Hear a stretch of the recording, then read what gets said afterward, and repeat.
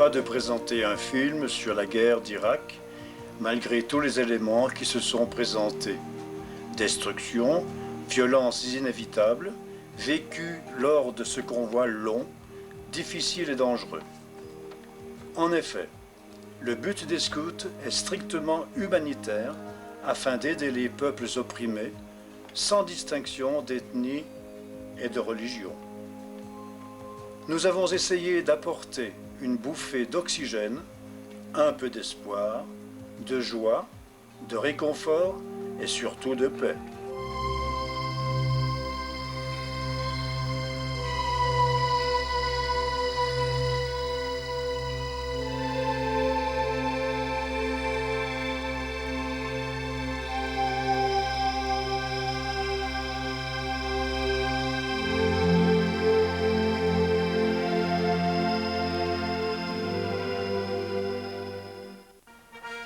C'est quelques jours avant le grand départ pour l'Irak encore en guerre que Pierre Devant décide, avec son charisme habituel, de partir avec 8 volontaires pour apporter, comme il le dit, une goutte d'eau au milieu de ce désert irakien. Bagdad, sans cesse bombardée, est en feu par la pure folie des hommes, un désastre calculé, maintenant irréversible. L'entraide ne s'est jamais dérobée face à la misère et à la souffrance des peuples. Inlassablement présente sur tous les fronts, elle mène ce combat quotidien essentiel et vital pour le respect et la dignité de tous les hommes et les femmes, victimes de guerre, famine, dictature ou cataclysme, afin de panser quelques-unes des nombreuses plaies dues à des années de dictature et d'embargo. Le 17 avril, la guerre faisant encore rage, un convoi est décidé. Plus de 200 mètres cubes de nourriture, chocolat vitaminé, médicaments, draps, couvertures et de l'eau. Une fabuleuse aventure humaine de solidarité, un voyage long, difficile, dans des pays souvent merveilleux, limité par un désert brûlant de plus de 800 km. 8 frontières à passer. À chacune, nous sommes obligés de nous arrêter 12 fois, car les lois changent souvent. Police, transitaire, douane, désinfection et encore police, poids des véhicules, contrôle final, et le processus recommence 100 mètres plus loin.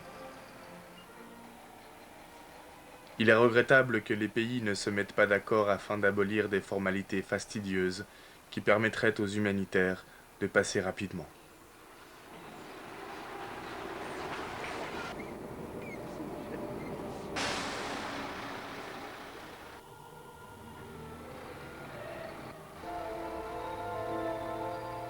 La Bulgarie et ses petites rivières si belles.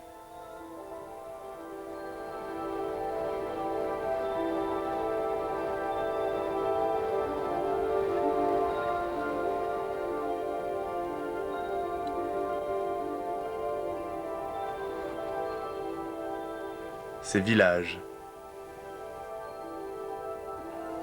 Voici une charrette typiquement bulgare.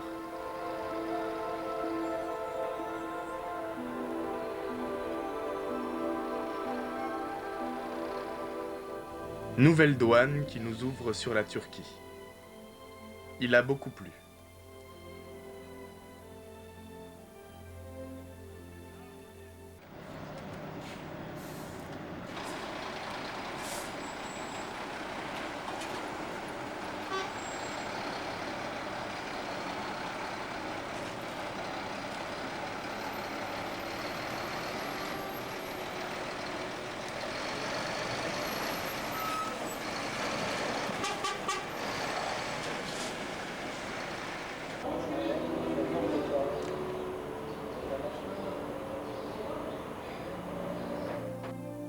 Le pont du Bosphore.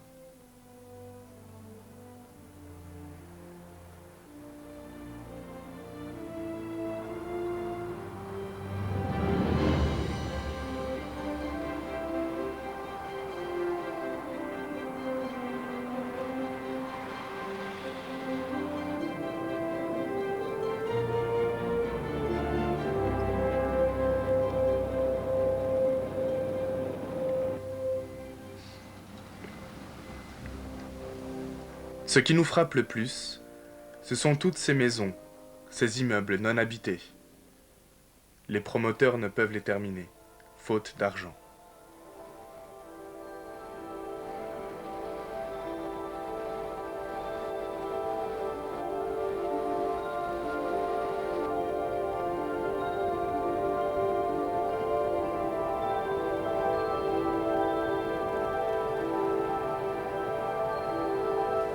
Après un très court arrêt, départ pour une région montagneuse.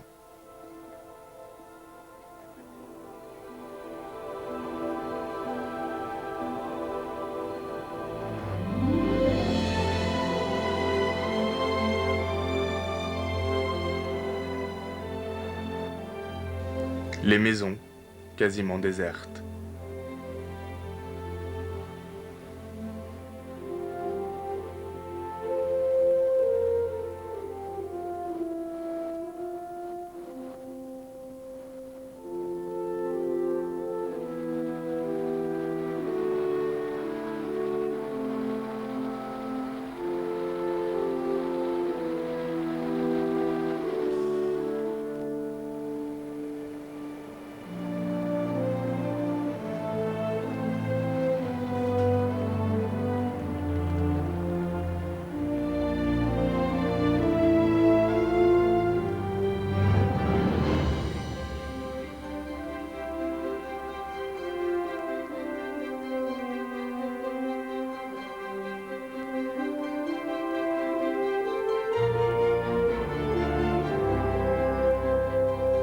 Sur une colline très éloignée, nous apercevons une femme qui travaille une terre caillouteuse. Un cheval tire une charrue moyenâgeuse.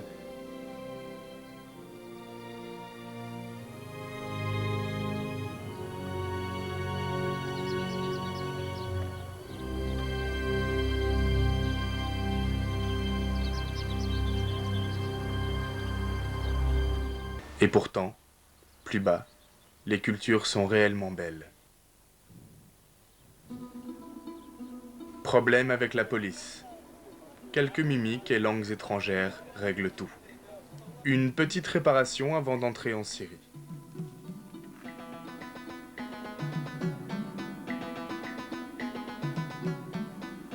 Il n'y a pas d'heure pour laver sa camionnette. Il est 1h du matin.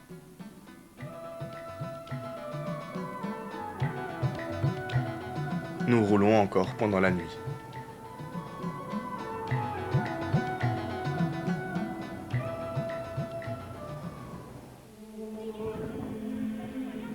Enfin, le monastère tant attendu nous permettra un repos mérité.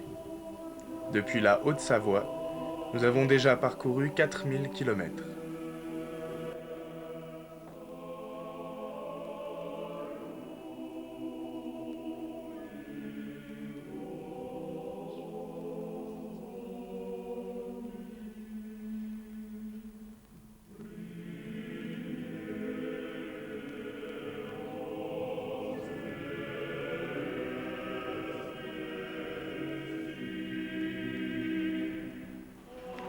Je téléphone à Amman à la HACC. Il y a Madame Mirvat Shelbaya qui est donc chargée des dossiers. Elle m'envoie tout de suite une documentation vraiment très professionnelle, ce qu'il faut faire, ce qui est requis. Et j'envoie en attendant toutes les données que vous m'aviez déjà transmises. Maintenant, en regardant la documentation, ça vous aviez déjà quitté, vous étiez presque en Turquie. Alors, dans un des derniers emails qu'elle m'envoie, elle me rappelle que les camions ne pourront pas pénétrer à l'intérieur de la Jordanie, mais il faudra décharger le contenu dans des camions jordaniens qu'il faudra payer et qui se chargeront de faire parvenir donc le convoi à Bagdad. J'ai dit certainement Pierrot Devant ne va pas accepter. Et quelle est l'alternative? Entre-temps, on était déjà, donc avant-hier, j'ai dit je vais essayer de voir si TANF fonctionne. Je pose la question aux Nations Unies en Jordanie, ils me disent que TANF, en principe, peut travailler. Alors on m'assure que de Tenf, ils vous laisseront passer. Heureusement qu'hier, j'ai aussi reçu l'information que sans un accord du Premier ministre, vous ne pourrez pas passer. Nous avons obtenu l'accord du Premier ministre. Il me restait à contacter l'ambassade d'Amérique. Alors c'est l'ambassade de France que j'ai donc contactée, qui m'a dit qu'il ferait le nécessaire par rapport aux autorités syriennes, mais qu'il fallait contacter directement les Américains. Les Syriens aussi m'ont dit, il vaut mieux que vous contactiez les Américains parce qu'on n'est pas en très bon terme avec eux. J'ai dit, je demande une escorte. Je demande une escorte de Tanf jusqu'à Bagdad parce que déjà, j'ai entendu que le premier convoi humanitaire des Nations Unies qui était passé de Jordanie à Bagdad avait été fusillé. Il avait été attaqué. Elle m'a dit, l'escorte sera difficile, mais au moins nous pourrons vous garantir la sécurité. J'ai dit, au moins. Le mardi, très tôt, il faudra se retrouver à Tanf. Tôt, pourquoi? Parce que vous avez, après Tanf, 500 km vers Bagdad, et je n'aimerais pas que vous conduisiez la nuit entre Tanf et Bagdad. Parce qu'il n'y a pas d'électricité, et je suis certaine qu'il y aura des groupuscules de résistance qui vont s'attaquer à tout ce qui bouge. Je suis certaine. Parce que la région à l'ouest, le désert à l'ouest de Bagdad n'est pas sécurisé. Ça, je le sais. D'où l'importance des garanties américaines. Et aussi l'importance que vous ayez avec vous un téléphone satellite pour que vous puissiez être en rapport avec le monde extérieur et qu'on puisse vous suivre.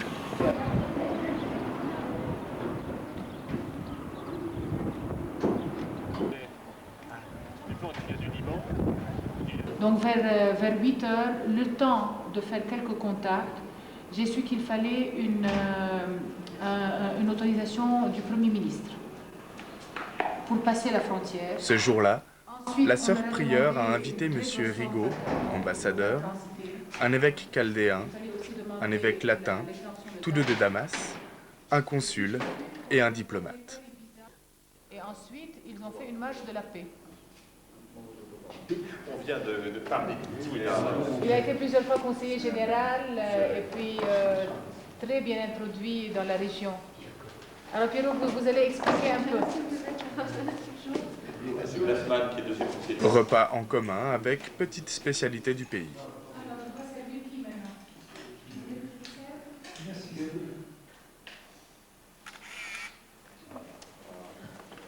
Pour la postérité. À la marche, il va y avoir aussi M. Panem de l'attaquer, qui est francophone. Départ des autorités.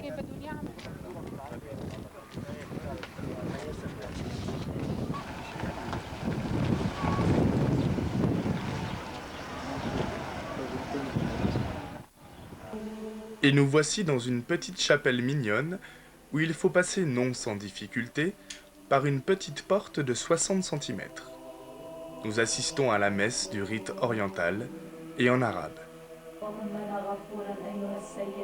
غافورا لخطايانا وارحمنا الذين في القبور المسيح قام من بين الأموات ووطئ الموت بالموت ووهب الحياة للذين في القبور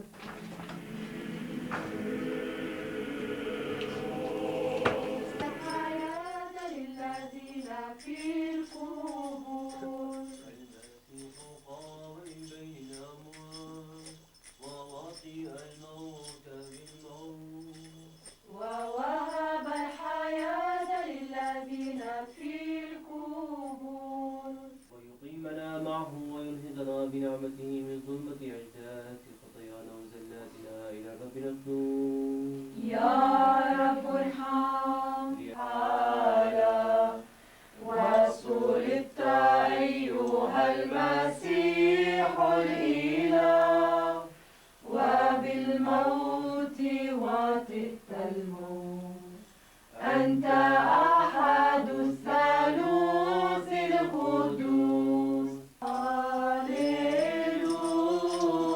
هاليلويا أيها السيد المحب البشر أضئ قلوبنا بصافي نور معرفتك الإلهية وافتح عيون أذهاننا لنفهم تعاليمك الإنجيلية داعينا خشية وصاياك المقبول لتكن مشيئتك كما في السماء كذلك على الأرض أعطنا خبزنا كفاف يومنا واغفر لنا خطايانا كما نغفر نحن لمن أساء إلينا ولا تدخلنا في تجارب لكن نجنا من الشرير الآن وكل أوان وإلى دار الداهرين وبنفس القديسين احمد أبيكم صاحب هذه الخدمة الشريفة والقديس يعقوب شفيع هذا الدين المقدس والقديسين الصديقين لدينا الوكيل محمد مع أنه صالح ومحب للبشر المسيح قام حقا قام المسيح قام حقا قام المسيح قام حقا قام المجد لقيامته المقدسة في اليوم الثاني. Rencontre avec 50 enfants d'un village chrétien situé à 40 km du monastère. Ils chantent, nous chantons.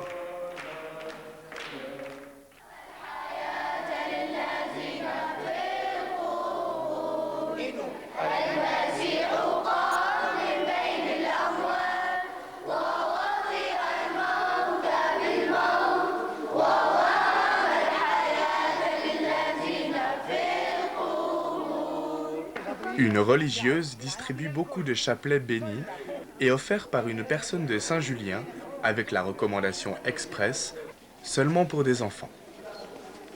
Mission accomplie.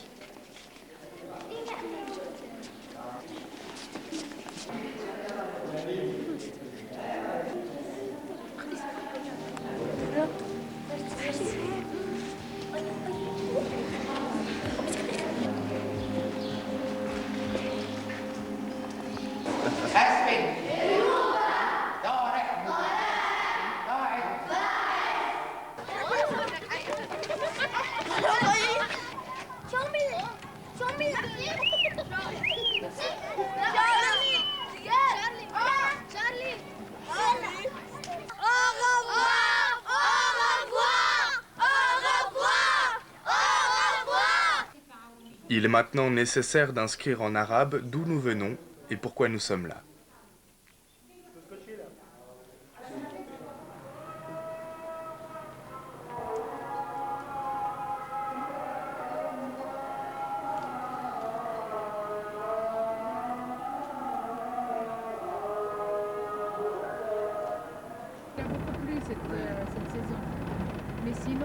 Avec 2 religieuses, nous faisons des courses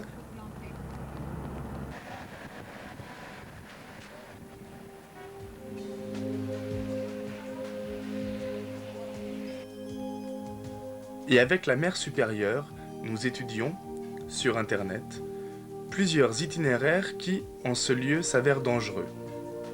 Sœur Agnès, experte en informatique, nous trace le chemin.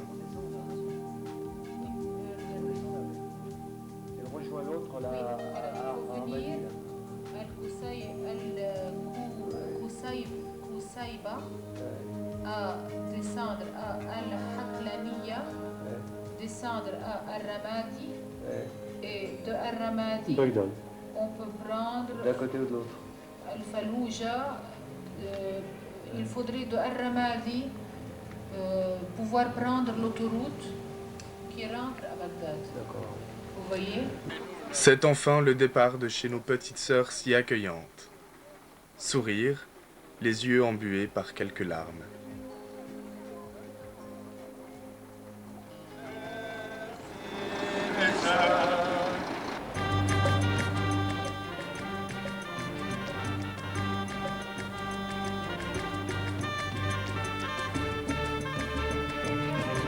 Le désert est là, puis contraste avec une végétation luxuriante.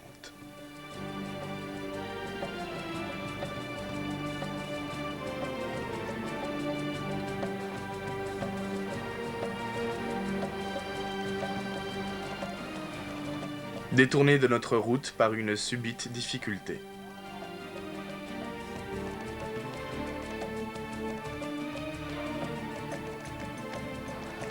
Un troupeau de moutons. Il ne mange pas les chardons. Celui-là réussit à vivre malgré l'hostilité du sol. Très rapidement, l'arrière du camion est réparé avec du scotch.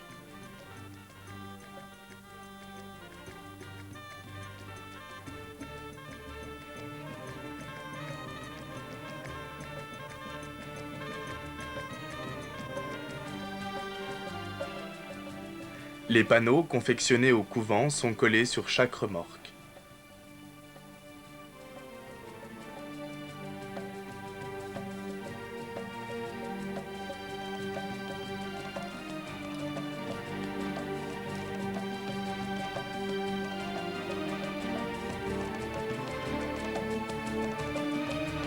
Cette femme veut absolument passer. Renvoyée, elle hésite encore. Sait-on jamais?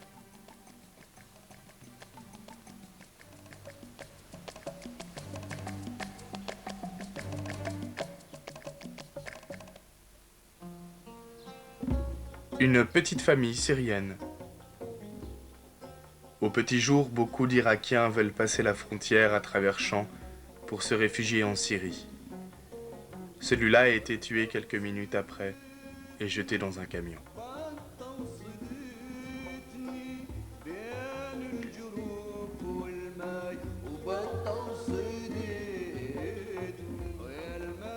Groupe de réfugiés irakiens. Ils veulent retourner au pays.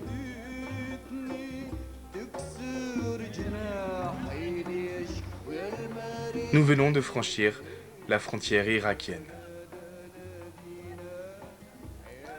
Pas de police, pas de douane, pas de militaire, pas de gouvernement. Relâchement total.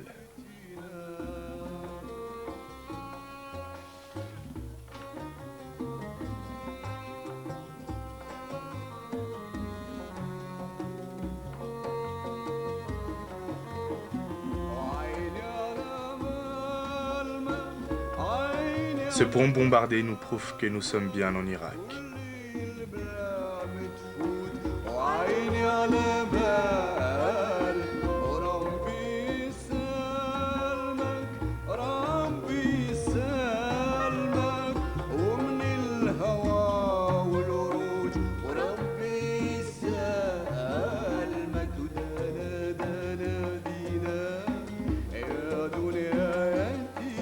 Tout le long de la route, nous sentons que le feu de la guerre a passé par là il y a quelques jours.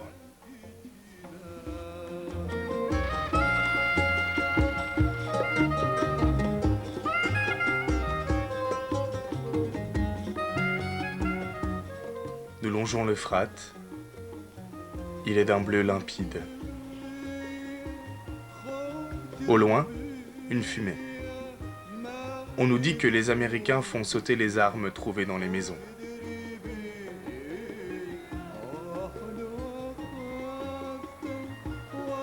Champ de manœuvre.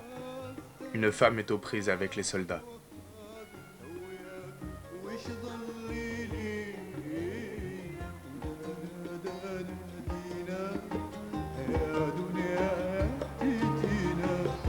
Sur la route, un convoi américain se dirige sur la capitale.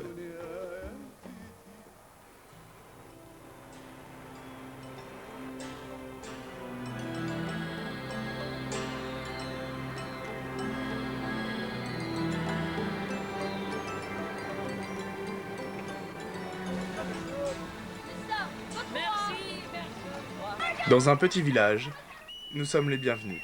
Nous sommes français.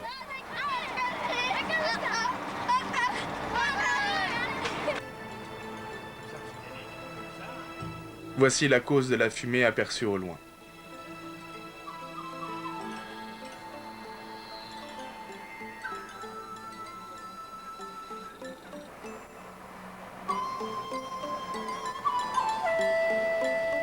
Nous arrivons enfin à Bagdad, vers 21h.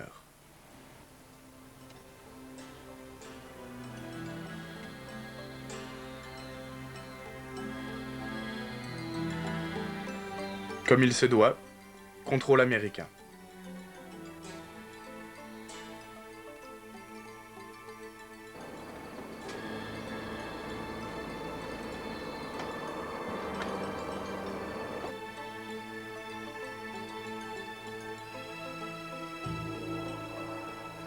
Une petite collation avant de se mettre en sécurité et d'aller dormir. À l'étonnement des Américains qui se demandent ce que nous cuisons dans nos marmites. How long are you gonna stay here? Oh yeah.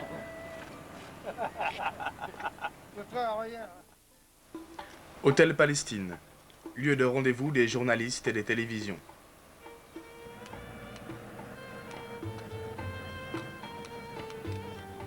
Le lendemain, au petit matin, des chars nous entourent pour nous protéger.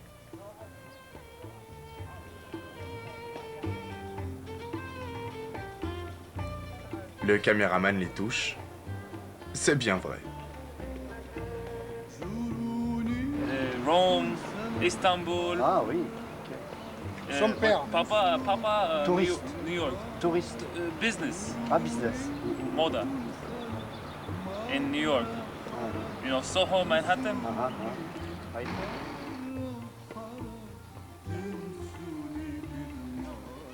Mais il est temps de décharger ce que nous avons apporté.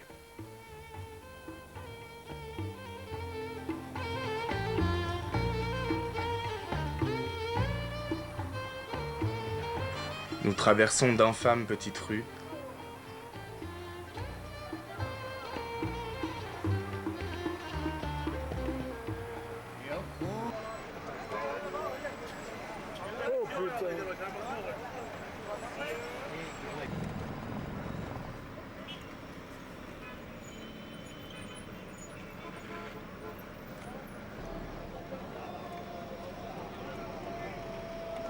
Et c'est la foule en liesse qui nous acclame. Vive la France, vive Chirac! Cela nous fait chaud au cœur.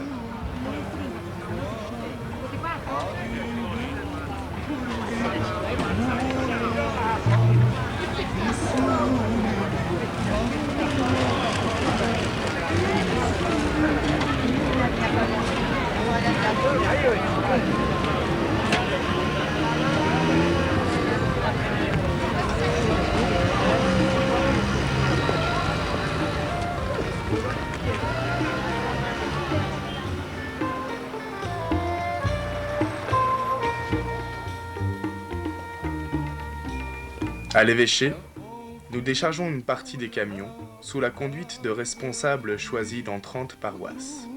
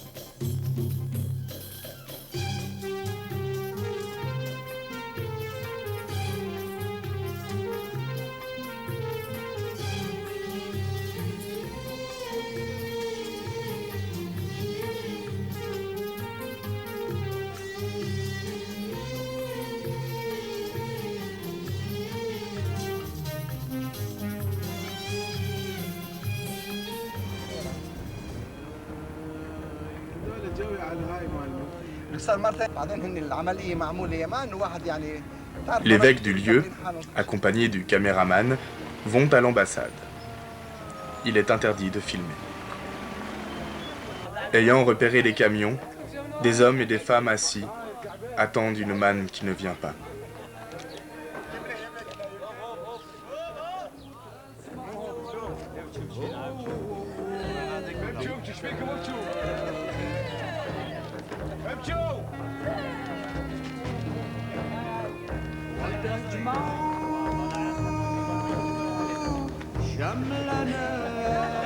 Une partie du précieux contenu est stockée dans une pièce hermétiquement close.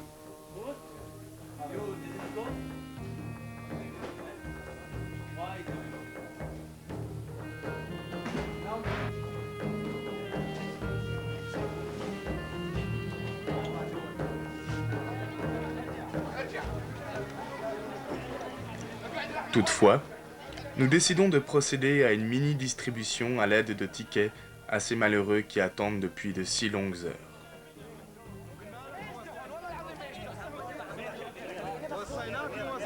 Mais une petite difficulté vient contrarier légèrement notre détermination. Ces gens ont faim et soif. Nous le savons. Pourtant, il faut à tout prix décharger nos camions. Nourriture, eau, vêtements et médicaments inévitablement exposés à leur regard. Ces hommes et femmes, à 2 jours de la fin de la guerre, anxieux, pensent à leurs enfants, dont le besoin est urgent d'être alimentés et soignés. Nerveux, ils réclament aussitôt leur dû, et il est difficile de maintenir la discipline. L'eau manque à Bagdad à cause des bombardements. Si toutefois ils en trouvent grâce à des tuyaux percés, elle est polluée et risque de transmettre à coup sûr cette terrible maladie qui est le choléra, qui s'attaque d'abord aux faibles et aux enfants. Une indiscipline, oui. Mais nous n'avons pas le droit de juger ce peuple n'ayant jamais connu la paix et qui reçoit pour la première fois tous les éléments de survie. Nous devons avoir un peu d'indulgence et de compassion, surtout pour ces enfants. Ils ne savent pas encore ce que sont un chocolat ou un biscuit.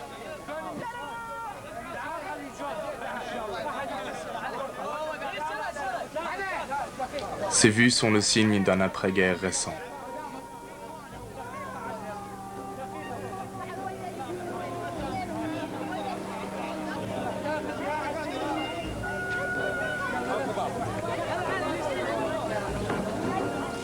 En ce qui nous concerne, nous, les scouts, nous faisons notre possible afin d'atténuer leurs souffrances. Malgré tout, la tristesse s'empare de nous. Nous ne pouvons nous mettre à leur place. Beaucoup n'ont pu être servis. Mais que pouvons-nous faire? Les hôpitaux, avertis de notre arrivée, attendent aussi avec beaucoup d'impatience.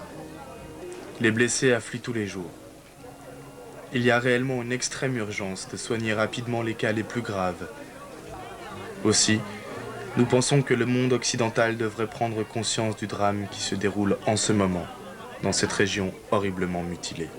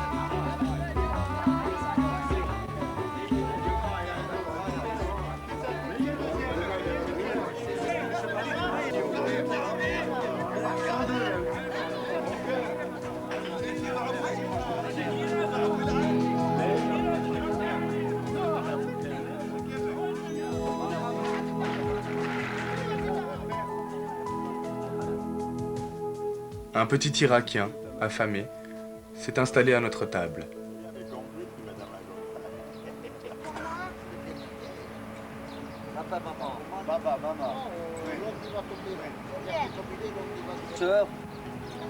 Okay.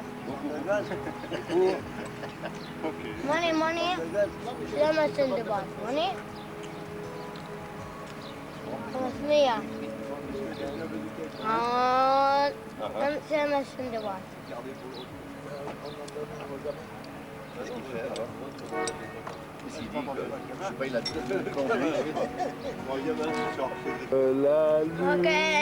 Les sœurs qui travaillent à l'hôpital de la maternité, ce sont des sœurs dominicaines de Sainte-Catherine de Sienne, sont irakiennes.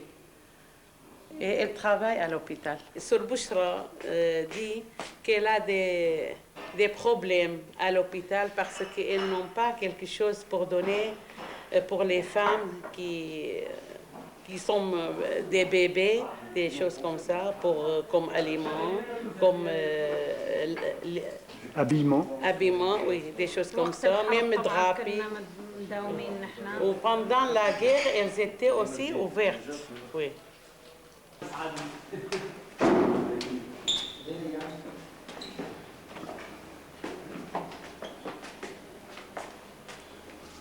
Les trois autres sont chez leur maman qui elle est en train de les nourrir. C'est pas au oui.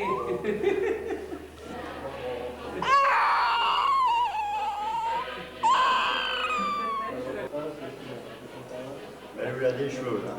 Oui. Il a pas les jours. C'est bon. Pas encore. رجع خنا والبطرة. نشوف وي ليش اقدر ارجع الباك؟ ما اقدر. ما تقدرين ما؟ لا شيلت اليد وين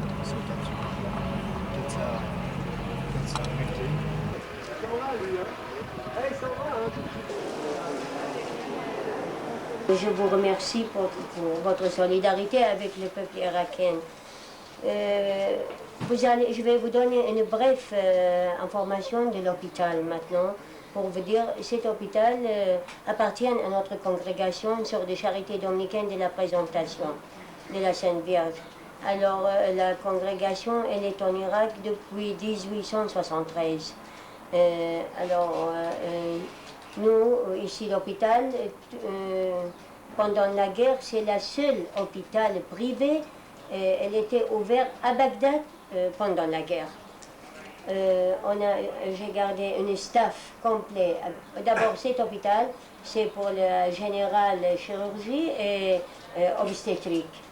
Et il y a les patients externes et patients internes. Si vous venez le matin, vous ne pouvez pas marcher à l'hôpital tellement qu'il y a des patients externes qui examinent pour le ICO, pour le extrait, avec le docteur, le outpatient.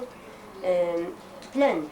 Tout le temps de la guerre, on a reçu les blessés de guerre, après les blessés des Irakiens entre le vol et tout ça. Il y avait des... nuit et jour, nous avons travaillé.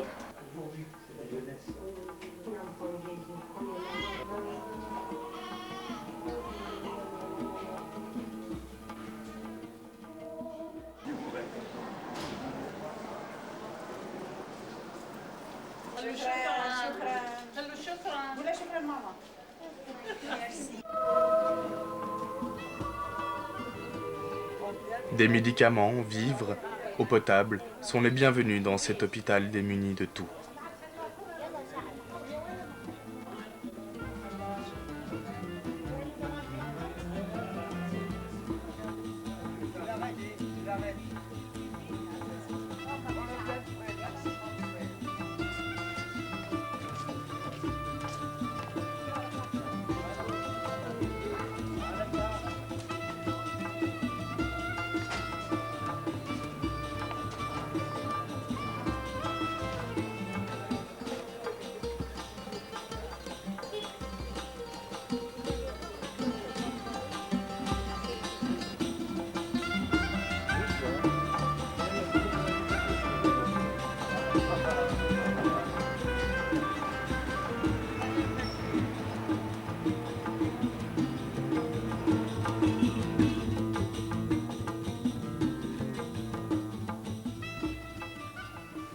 Paradoxe, nous découvrons une très longue file de voitures qui cherchent de l'essence.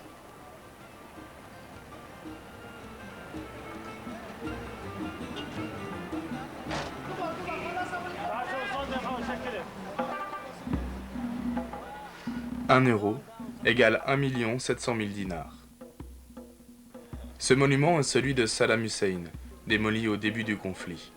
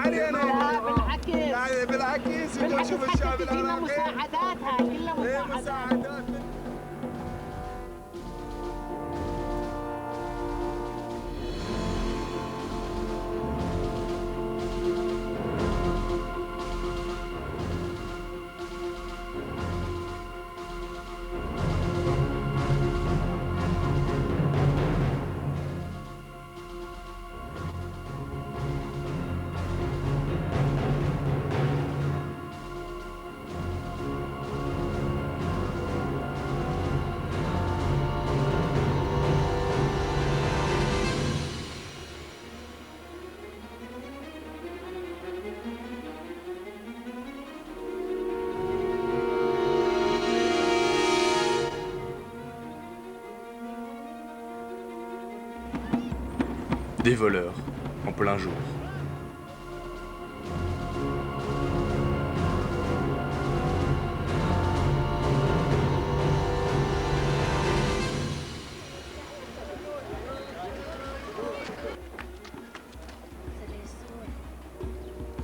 On arrive donc chez les religieuses de Mère Teresa.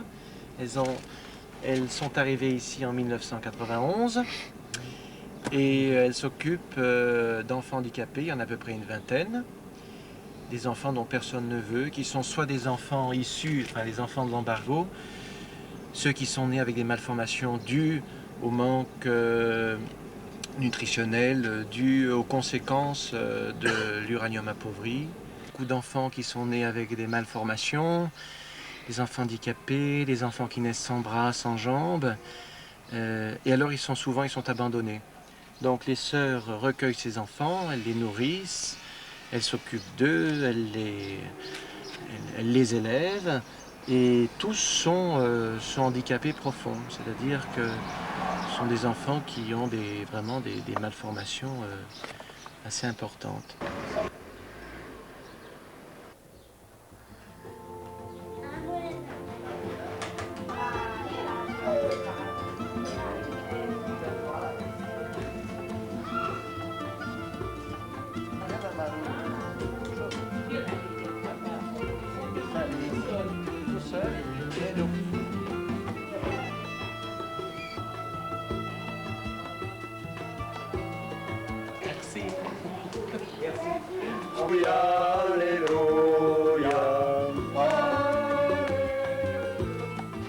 Qu'il était bombardé et l'autre maison de son fils qui était aussi bombardée, elles ont tué ensemble six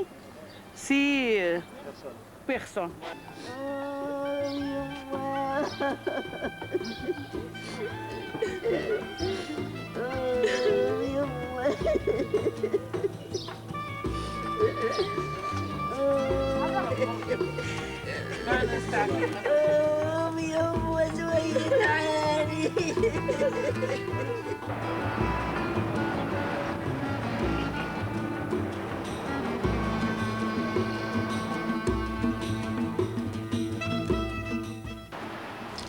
Lors d'une escapade à travers la ville, surprise de découvrir sur un marché des fruits et légumes en quantité, mais trop chers pour la population. Un Américain se prend d'affection pour un enfant du pays.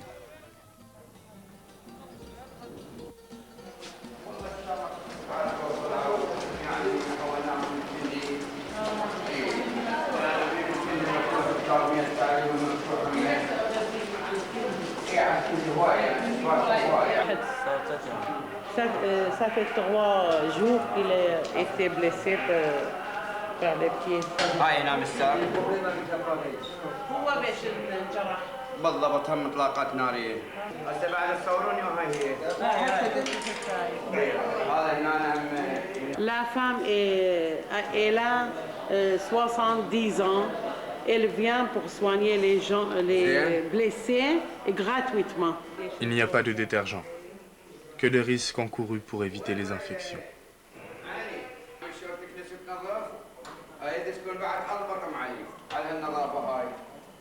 Il travaille ici aussi gratuitement et puis ça fait 25 jours qu'il est comme ça.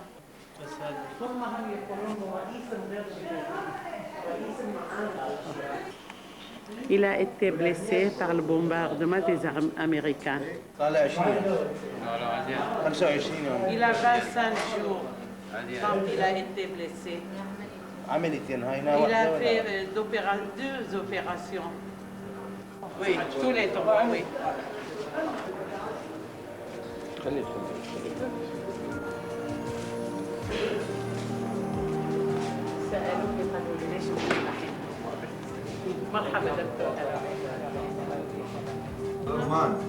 C'est la même chose que les autres.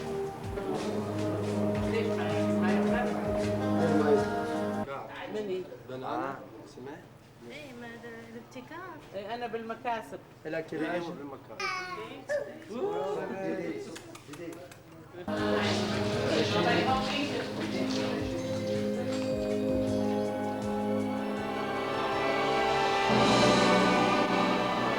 En sortant, une vision apocalyptique se présente à nos regards.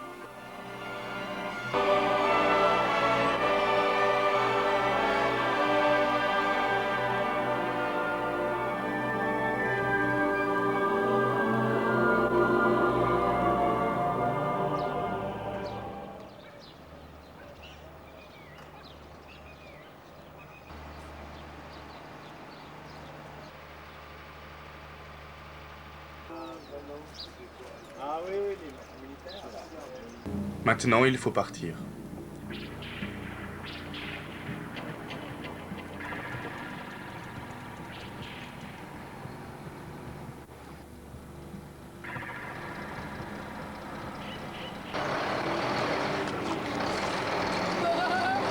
La foule, toujours présente, manifeste sa joie en nous revoyant.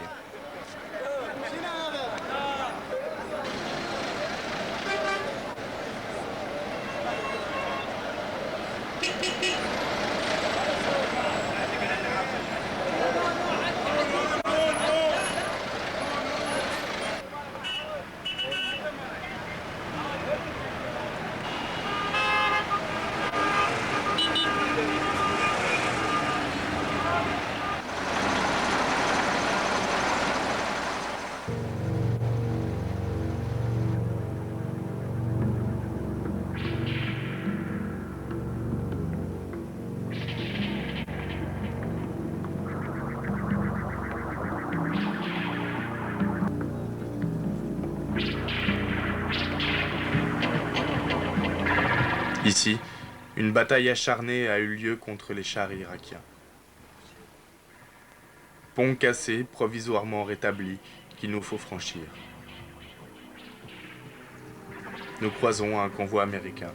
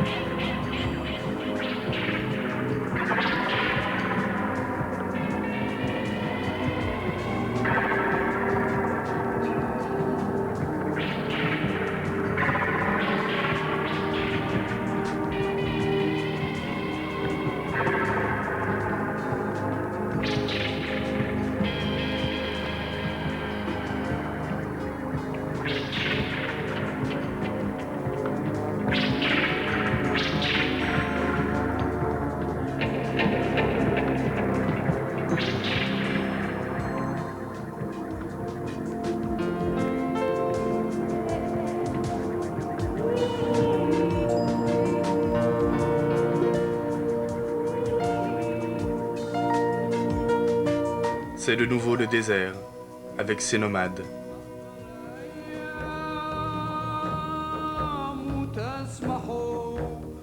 Et la destruction de petits villages.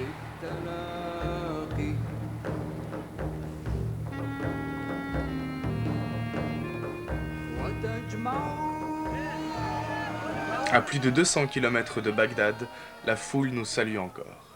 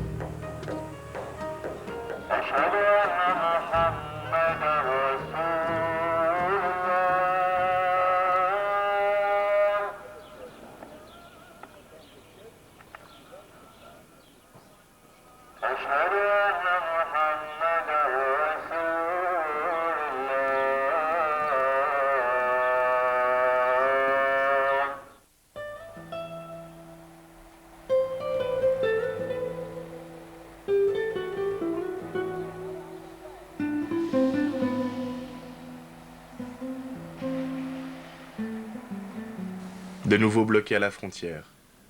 Il faut payer.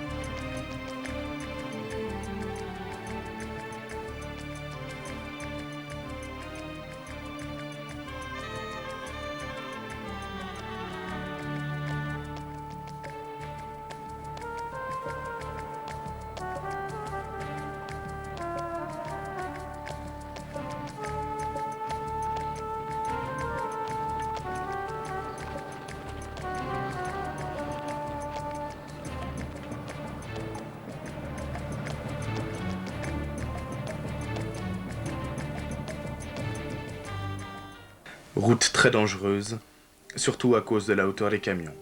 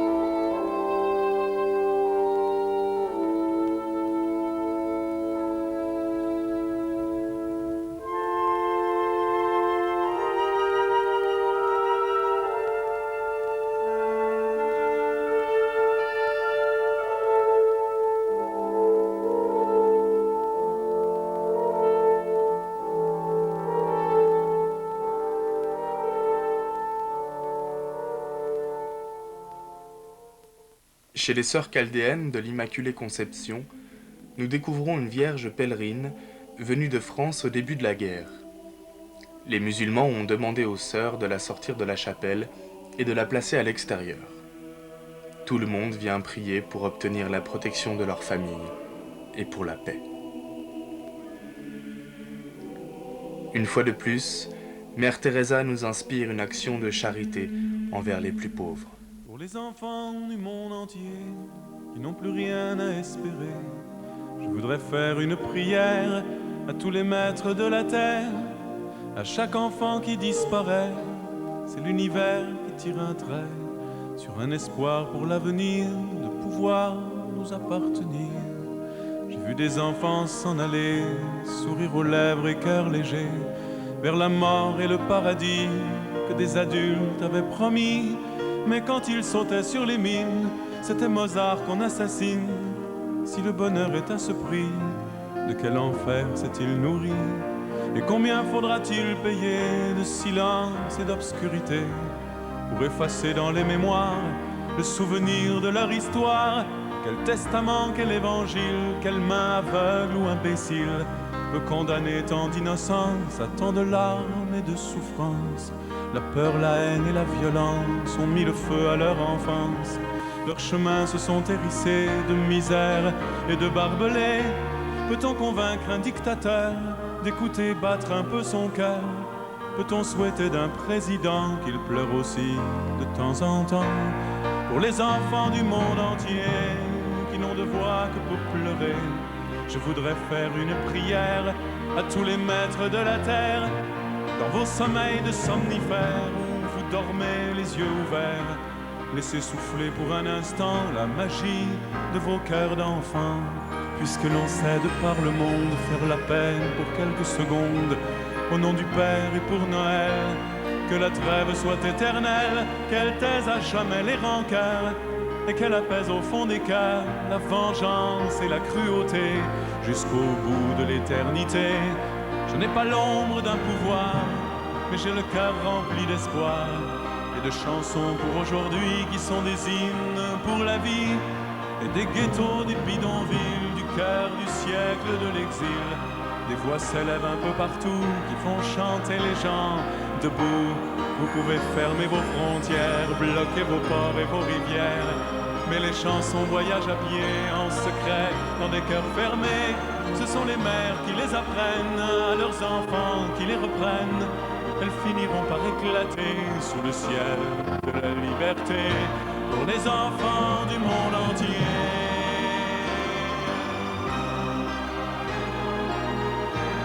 Pour les enfants du monde entier.